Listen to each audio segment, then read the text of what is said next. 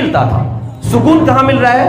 सुकून यहां मिल रहा है जब अपने भाइयों के बीच, जब अपने बहनों के बीच मैं यहां उनसे गुफ्तगू कर रहा हूं और मुझे लग रहा है कि मैं इनकी जिंदगी को पुशअप कर रहा हूं। खड़े हो जाइए और दौड़ लगा दीजिए। कहां दौड़ लगा दीजिए? अपनी मंजिल की तरफ, अपने गोल की तरफ लगा दी। आपकी जो जिंदगी है, आपको मक्खन घोटना है। मक्खन में फंसे रह के आपको अपनी मौत का इंतजार नहीं करना है, आपको अपनी बर्बादी का इंतजार नहीं करना है। सब कुछ कर सकते हो, you can do anythings and everythings, यानी आप कुछ भी कर सकते हो और सब कुछ कर सकते हो, लेकिन आपको करना क्या है? Stand up. खट नहीं, ये उन्होंने कहा, क्या कहा?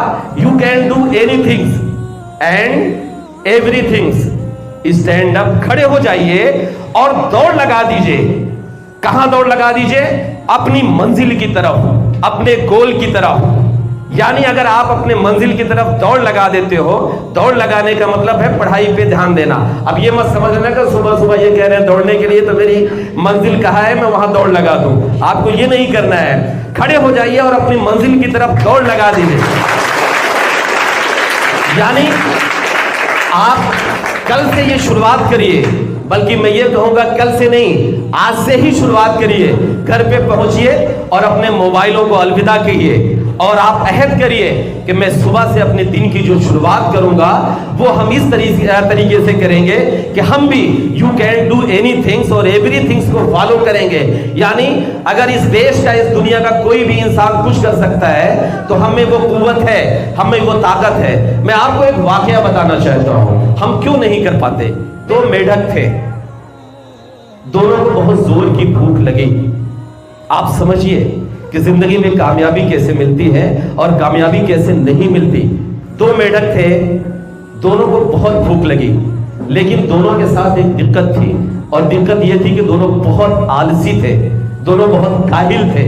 वो एक जगह तालाब में एक किनारे बैठे रहते थे और इंतजार करते थे कि कोई जानवर या कोई कीड़ा मकोड़ा आए, मैं उसे अपनी ग़िज़ा बनाऊं, उसे मैं अपना निवाला बनाऊं। लेकिन वो 24 घंटे, 48 घंटे, 72 घंटे बैठे रहे, कोई भी कीड़ा मकोड़ा नहीं आया।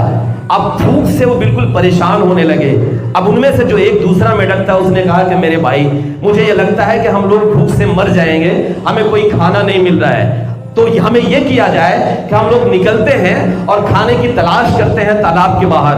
दोनों मेढक निकले और निकलते ही पड़ोस में एक घर था, तालाब के पड़ोस में ही एक घर था। वो देखते देखते उस घर के रसोई घर में पहुंच गए और वहां जब पहुंचे तो उन्होंने देखा कि एक प्याले में मक्खन रखा हुआ है ना?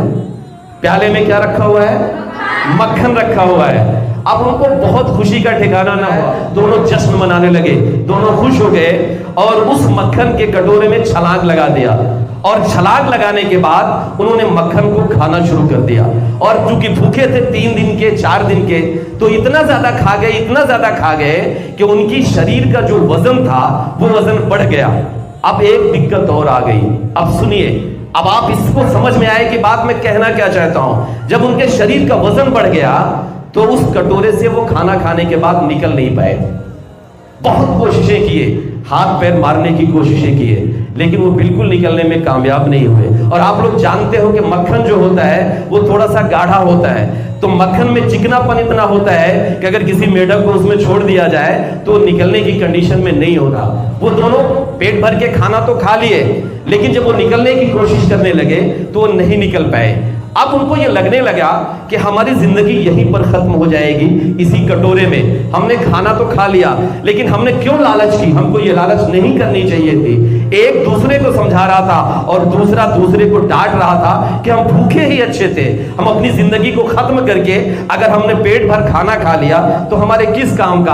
आज तो अपनी मौत जो है वो बिल्कुल बरहक है, निश्चित है कि आज हम लोग मर जाएंगे, क्योंकि इस कटोरे से हम निकल नहीं पाएंगे। एक जो मेढक था वो थक हार गया, उसने कहा भाई अब मेरी कोशिश बेकार है और मुझे नहीं लगता कि हम लोग इस कटोरे से बाहर निकल जाएंगे। वो थक हार के अपने हाथ पैर को ढीला कर दिया और उसी मक्खन में पड़ा रहा। लेकिन जो दूसरा मेढक था उसने कहा नहीं, हम मरेंगे ये तय है, लेकिन हम मरने से पहले कोशिश करना चाहते हैं। हम ये चाहते हैं कि हम कोशिश करें, हो सकता है हमारी जिंदगी बच जाए।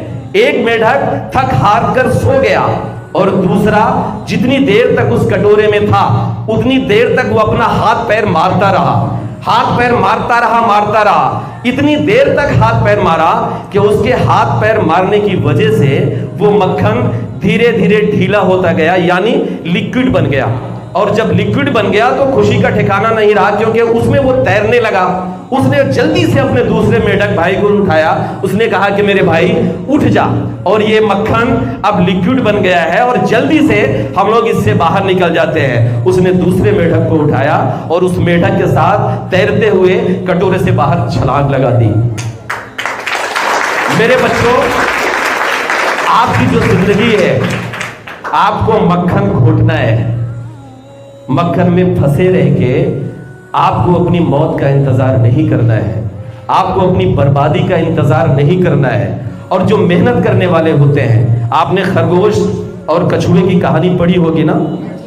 खरगोश को यह गुमान था कि हम बहुत तेज दौड़ते हैं, और कछुआ तो बिल्कुल रेंगने वाला है। वो दौड़ा और रास्ते में सो गया कि कछुआ अभी बहुत पीछे होगा, जब करीब आएगा तो मैं जल्दी से उठूंगा तो रेस लगा के मंजिल तक पहुंच जाऊंगा।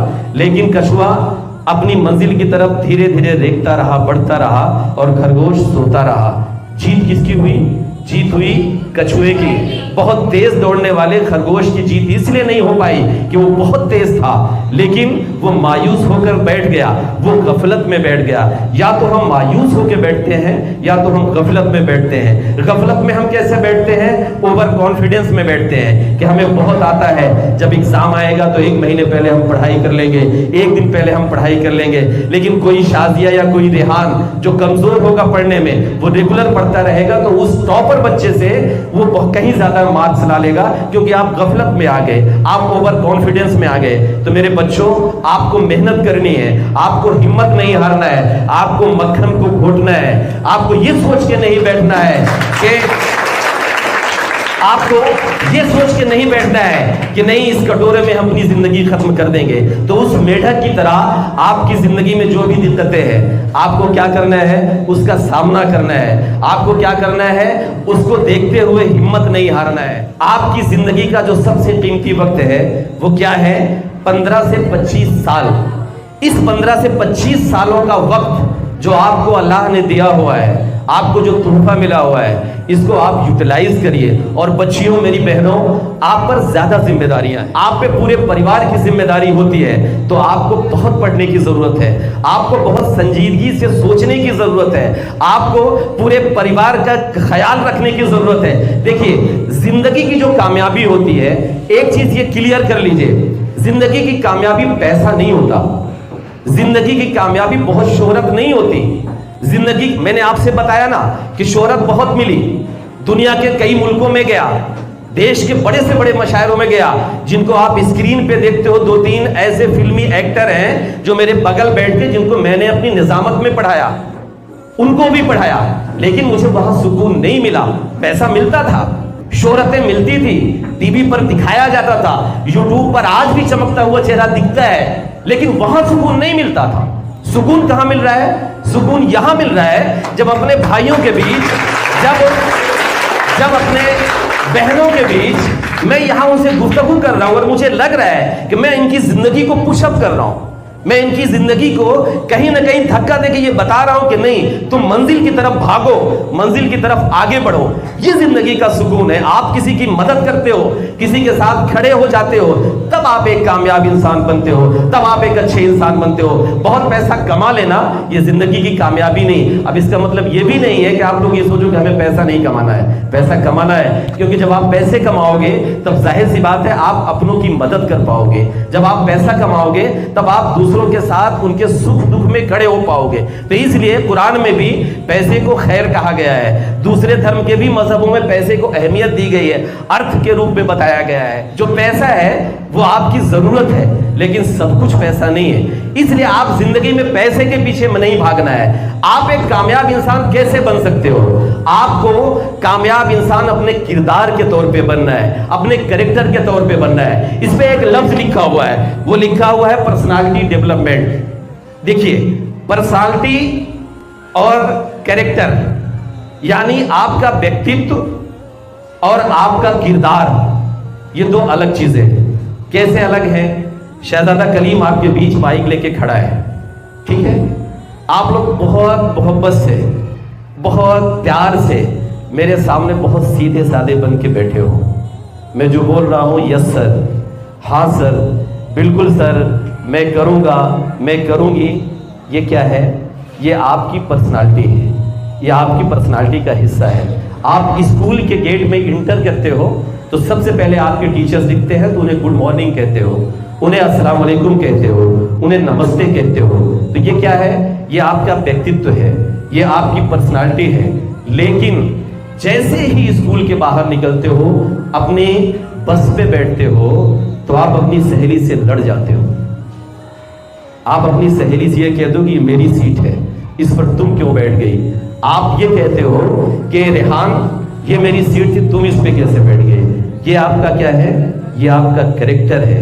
यानी आप जैसे अपनी पर्सनालिटी को दिखा रहे हो, आप जैसे दुनिया को दिखा रहे हो कि हम ऐसे हैं, हम मुहज्जब हैं, हम पाक साफ हैं, हम अच्छे इंसान हैं, आपको अकेले में भी वही व्यवहार करना है। यानी आपको अपने कैरेक्टर को भी अच्छा बनाना है। यानी पर्सनालिटी और कैरेक्टर, ये दोनों चीजें मिलके एक अच्छे इंसान की संरचना करते हैं, एक अच्छे इंसान के व्यक्तित्व को तय करते हैं, बनाते हैं। तो मैं कह ये रहा था, फिर वहीं आता हूं मैं, कि 15 से 25 साल का जो वक्त है वो आपकी जिंदगी का सबसे कीमती वक्त है। इस वक्त को आपको मोबाइलों में अपने वक्त को बर्बाद करने में नहीं गुजारना है। इस वक्त को आपको दोस्तों के साथ गपशप करने में नहीं गुजारना है। हमारी जिंदगी का मकसद तालीम हासिल करने का मकसद नौकरी करना नहीं है, जॉब पाना नहीं है। हमारी जिंदगी का मकसद, हमारी तालीम का मकसद अपनी जिंदगी को बेहतर बनाना है। हमें एक अच्छा इंसान बनना है, हमें